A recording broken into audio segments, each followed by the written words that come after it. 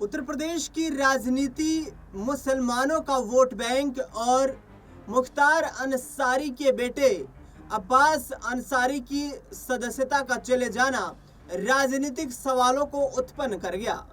दरअसल जिस तरीके से अब्बास अंसारी पर जो कार्रवाई हुई, हेट स्पीच मामले में अब्बास अंसारी की विधानसभा सदस्यता चली गई, जिसकी लड़ाई वो वापस बहाली के लिए अब कोर्ट के दरवाजे तक ले जा चुके हैं। वहां पर सरकार के खिलाफ लड़ाई लड़ रहे हैं, लेकिन उनकी पार्टी के नेता ओम प्रकाश राजभर का अभी तक उन्हें कोई किसी तरीके से सहयोग नहीं मिल पाया है। दरअसल इसके पीछे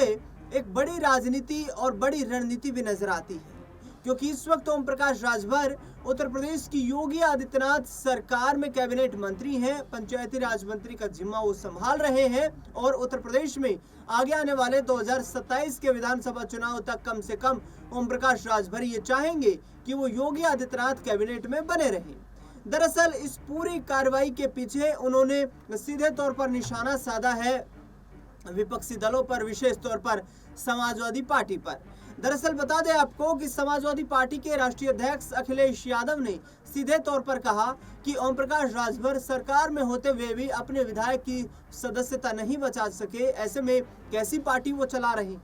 इस पर निशाना साधते हुए अखिलेश यादव पर ओम प्रकाश राजभर ने कहा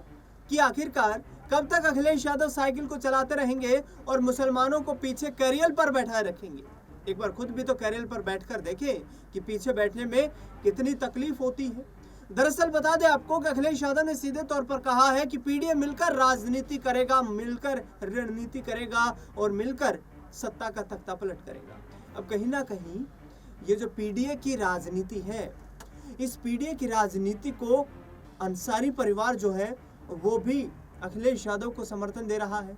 और देख रहा है कि कहीं ना कहीं पीडीए का जो फॉर्मूला है,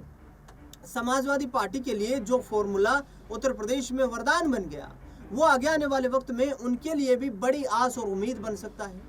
अफजाल अंसारी जो कि मुख्तार अंसारी के छोटे भाई हैं और अब्बास अंसारी के चाचा हैं, उन्होंने साफ तौर पर कहा है कि हम इस लड़ाई को लड़ेंगे और जीतेंगे और जाहिर तौर पर वो कोशिशें करेंगे कि आने वाले वक्त में अब्बास अंसारी के परिवार से ही, यानी कि मुख्तार के परिवार से ही किसी व्यक्ति को चुनावी मैदान में उतारें। और ऐसे में उनकी कोशिशें रहेंगी कि या तो उमर अंसारी चुनाव लड़े या फिर अब्बास की पत्नी निकत बानो चुनाव लड़े। लेकिन इसके पीछे एक और भी यहाँ पर रणनीति दिखाई पड़ती है और वो ये है कि अब्बास अंसारी के परिवार से यदि कोई सदस्य चुनाव समाजवादी पार्टी से नहीं लड़ता है तो अफजाल अंसारी चाहेंगे कि अपनी बेटी नुसरत अंसारी को मऊ विधानसभा सीट से चुनावी मैदान में उतार दें, जिससे कि उनकी राजनीतिक सफर की शुरुआत हो सके और उनकी रेलगाड़ी जो राजनीति को आगे ले जाने की है उस पटरी पर सरपट दौड़ सके।